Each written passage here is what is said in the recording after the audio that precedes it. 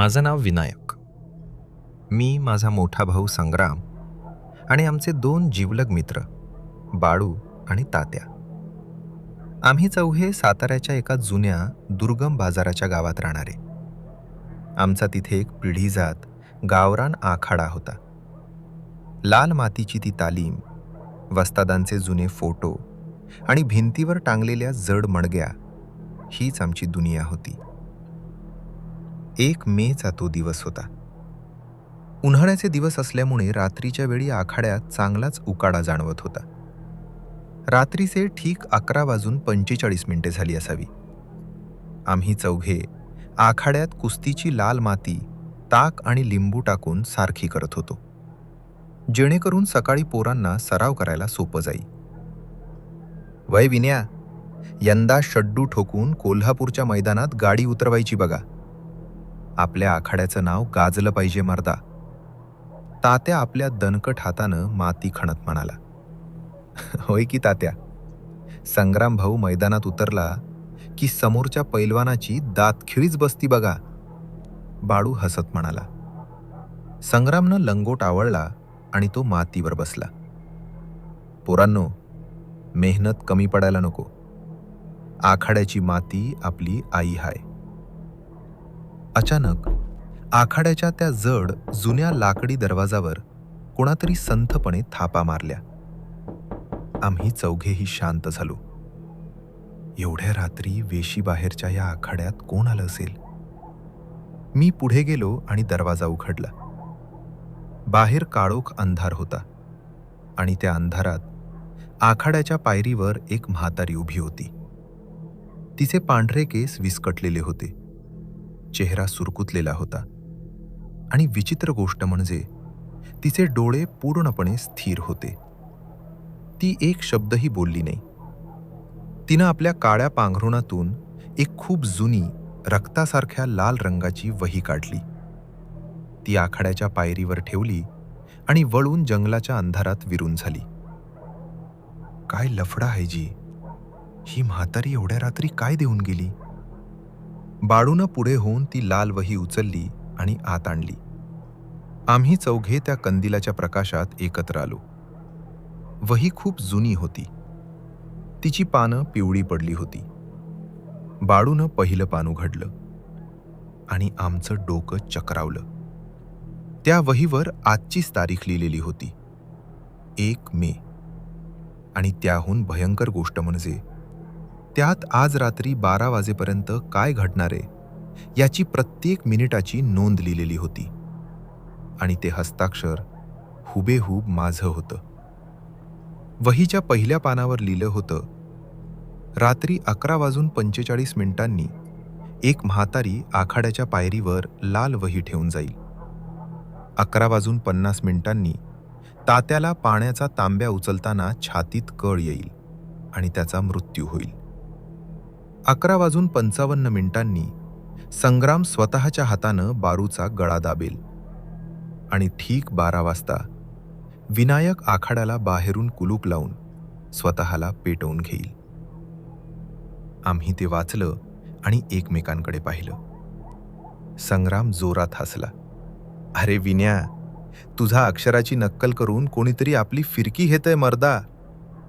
बाळू, तुझा प्रँक हाय वय हा? नाही संग्राम भाऊ, शपथ देवाची, मला काय बी माहीत नाही. बाळू घाबरून म्हणाला. मी हसत होतो, पण माझ्या मनात एक अनामिक भीती घर करू लागली होती. नेमका त्याच क्षणी आखाड्यातल्या त्या जुन्या भिंतीवरच्या घड्याळात 11:50 झाली. चल टोळक्यांनो, काम आवरूया, मला लय तहान लागलीये, तात्या म्हणाला आणि कोपऱ्यात ठेवलेला तांब्याचा मोठा पाण्याचा रांजण गाठण्यासाठी पुढे गेला. तो पाणी काढण्यासाठी खाली झुकला. त्यानं तो जड तांब्या हातात घेतला आणि पुढच्याच क्षणी तात्याच्या हातातील तांब्या खाली पडला. पाण्याचा खडखडाट झाला. तात्यानं आपल्या दोनही हातांनी आपली छाती घट्ट पकडली. त्याचा श्वास कोंडला. चेहरा निळा पडू लागला. तो आखाड्याच्या लाल मातीत कोसळला. त्याचे डोळे जागेवरच पांढरे झाले आणि शरीराची हालचाल कायमची थांबली. तात्या जागीच मरण पावला होता. तात्या! आम्ही तिघे ओरडलो. मी धावत गेलो. त्याचा पल्स तपासला, पण तो संपला होता. वहीत लिहिलेलं पहिलं भाकीत तंतोतंत खरं ठरलं होतं. भीतीमुळे आमची मती गुंग झाली. आखाड्यातली शांतता आता पाशवी झाली होती. बाळू थरथर कापू लागला. संग्राम भाऊ, विन्या, हे काय होतंय? ती वही खरी हाय. आता 11:55 संग्रामचा चेहरा भीतीनं आणि संतापानं लाल झाला होता. तो वेड्यासारखा ओरडला. बाळू, तू काहीतरी केलंयस. तू तात्याच्या पाण्यात काय मिसळलंस? बोल सुक्काडीच्या. संग्रामचा स्वतःवरचा ताबा सुटला होता.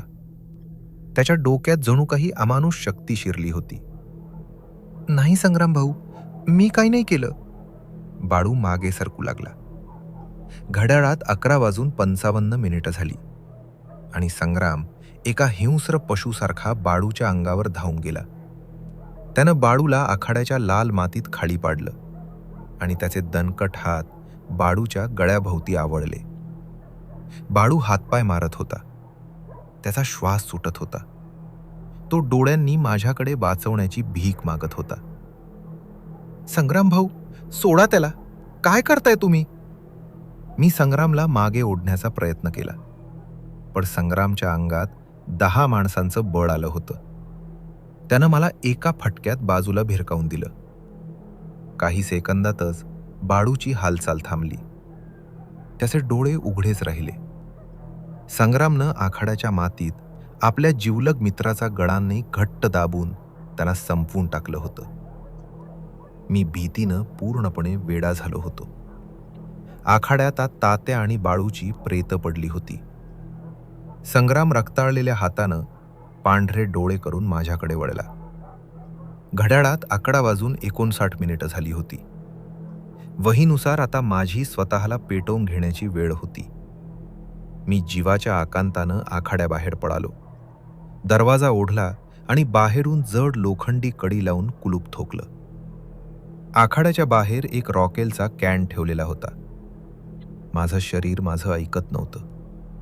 माझे हात आपोआप चालत होते. जणू काही कोणीतरी अदृश्य बाहुलीसारखं मला नाचवत होतं. मी तो कॅन उचलला, स्वतःच्या अंगावर रॉकेल ओतलं आणि खिशातून काडेपेटी काढून काडी पेटवली.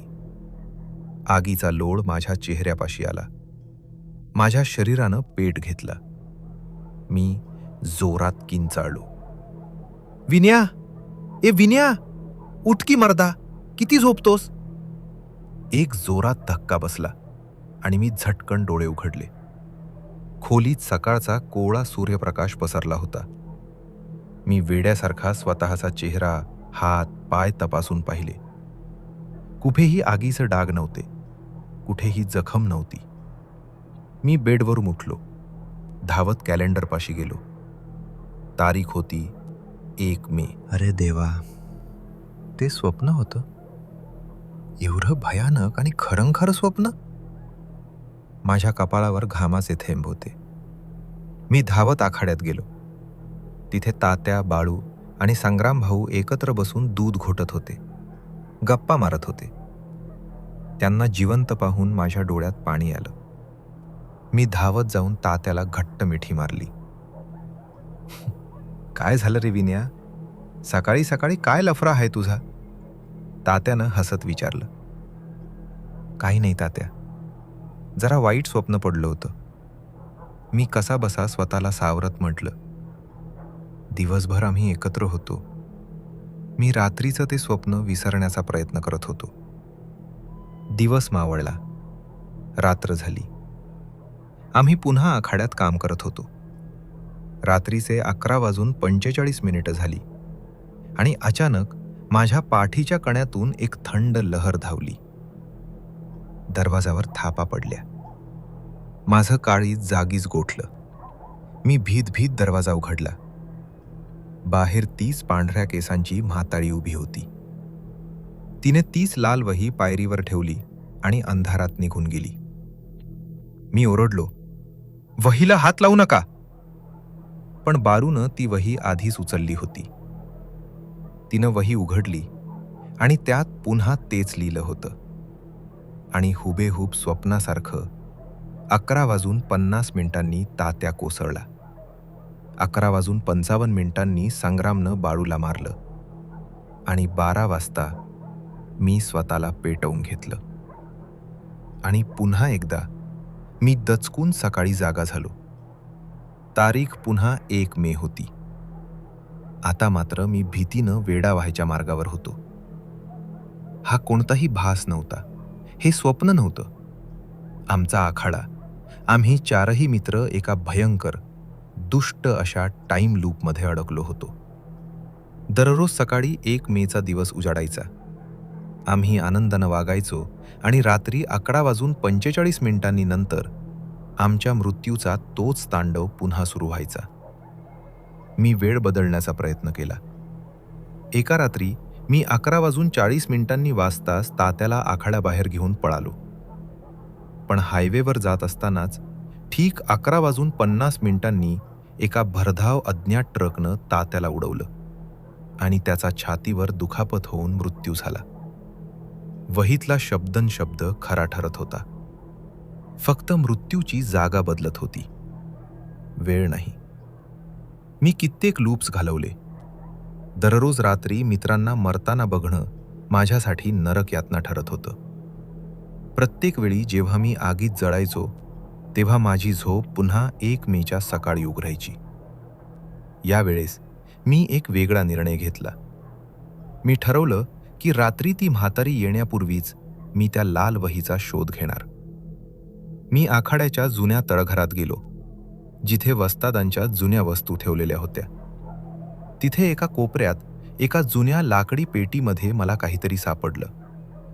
ती एक जुनी वर्तमानपत्राची कात्रणं होती. तारीख होती 1 मे 1926. म्हणजेच आजपासून ठीक 100 वर्षापूर्वीची तारीख. त्या कात्रणावर एक बातमी छापून आली होती, जिनं माझ्या पायाखालची जमीनच हिरावून घेतली. त्या बातमीचा मथुरा होता साताऱ्याच्या आखाड्यात 4 मजुरांचा गूढ मृत्यू. विनायका नावाच्या मजुरानं स्वतःला पेटवले. त्या बातमीच्या खाली एक फोटो होता. तो फोटो दुसरा कोणाचा नाही तर माझा, संग्रामचा, बाळूचा आणि तात्याचा होता. आम्ही 100 वर्षापूर्वीचे फोटोत हुबेहूब आजच्यासारखेच दिसत होतो. माझं डोकं चक्रावून गेलं. माझ्या हातात ती लाल वही होती. मी त्या वहीची शेवटची पानं चाळायला सुरुवात केली, जी मी आत्तापर्यंत कधीच वाचली नव्हती. जसजशी मी पानं उलटली तसतसा सस्पेन्सचा थरार माझ्या अंगावर काटा आणू लागला. वहीच्या शेवटच्या पानावरील मजकूर वाचताना माझा घसा सुकला. मी, विनायक, या आखाड्याचा मूळ वस्ताद. 100 वर्षापूर्वी 1 मे 1926च्या रात्री मी काळ्या जादूच्या साधनेपोटी माझ्याच 3 जिवलग मित्रांचा, संग्राम, बाळू आणि तात्याचा बळी दिला. माझ्या डोक्यात हजारो विजा एकाच वेळी कडाडल्या. तो म्हातारीचा छलावा, तो मृत्यू, तो टाईम लूप, हे सगळं दुसऱ्या कोणी नाही तर माझ्याच 100 वर्षापूर्वीच्या पापकर्मामुळे घडत होतं. ती वही लिहिणारा दुसरा तिसरा कोणी नसून तो मीच होतो. मीच माझ्या मित्रांचा मारेकरी होतो. आणि दररोज सकाळी माझी मेमरी रिसेट व्हायची, त्यामुळे मला काहीच आठवायचं नाही. रात्रीचे 11:45 झाली. आखाड्याच्या दरवाजावर पुन्हा तोच थापा मारण्याचा आवाज आला. ठब ठब. म्हातारीनं तीच लाल वही पायरीवर ठेवली. पण या वेळेस मी बाळूच्या आधी धाव घेतली आणि ती वही स्वतःच्या हातात घेतली. माझ्या डोळ्यातून पश्चात्तापाचं अश्रू वाहत होते. मी संग्राम, बाळू आणि तात्याकडे पाहिलं, जे मातीवर बसून माझ्याकडे पाहत होते. त्यांच्या चेहऱ्यावर आता पैलवानांचे भाव नव्हते, तर ते आत्मे होते जे गेल्या 100 वर्षापासून माझ्या मुक्तीची, माझ्या कबुलीची वाट पाहत होते. घड्याळात 11:50 झाली. तात्या पाणी पिण्यासाठी उठला नाही. तो शांतपणे मातीवर बसून राहिला. पण त्याच्या छातीतून अचानक रक्त बाहेर येऊ लागलं. त्याचा आत्मा शरीरातून वेगळा झाला. विन्या, आज तरी हा खेळ संपव मर्दा. आम्हाला मुक्ती दे. तात्याचा आत्मा शांत आवाजात म्हणाला. 11:55 संग्राम बाळूच्या अंगावर धावून गेला नाही. बाळूचा गळा आपोआप आवळला गेला. त्याचाही आत्मा बाहेर आला. संग्राम रडू लागला. त्याचाही आत्मा शरीरातून बाहेर पडला. तीनही मित्रांचा आत्मी कंदिलाच्या प्रकाशात माझ्या समोर उभे होते. मी खिशातून एक पेन काढला. माझ्या हाताला अतोनात घाम सुटला होता. घड्याळात 11:58 झाली होती. मी त्या लाल वहीच्या शेवटच्या पानावर माझ्या स्वतःच्या रक्तानं लिहिलं, मी विनायक माझा गुन्हा कबूल करतो. मी 100 वर्षापूर्वी अमरत्वाच्या मोहापायी माझ्या मित्रांचा बळी दिला. मी या शापाचा स्वीकार करतो. पण माझ्या मित्रांना या नरक यातनेतून मुक्त करा. मला क्षमा करा. जसा मी रक्ताचा तो शेवटचा थेंब वहीवर उमटवला, आखाड्यातल्या त्या जुन्या घड्याळाचं काटे एका क्षणासाठी जागीच थांबले. आखाड्यातली ती पाशवी शांतता नाहीशी झाली. लाल मातीतून एक पांढरा दिव्य प्रकाश बाहेर पडला. संग्राम, बारू आणि तात्याच्या आत्म्यांच्या चेहऱ्यावर एक तृप्तीचं, समाधानाचं हसू आलं. विन्या, अखेर तू तुझा गुन्हा मान्य केलास. आमचा शाप संपला, संग्राम म्हणाला. त्या तीनही मित्रांचं आत्मी त्या प्रकाशाच्या रूपात विलीन झाले आणि आखाड्याच्या छतातून आकाशाच्या दिशेनं मुक्त होऊन निघून गेले. तो 100 वर्षांचा टाईम लूप कायमचा तुटला होता. मी एकटाच त्या रिकाम्या आखाड्यात बसलो होतो. माझ्या हातातली ती लाल वही आता हळुवारपणे जळी खाक झाली होती. तिची फक्त राख उरली होती. मला जाणवलं की आता माझीही जाण्याची वेळ झालीये.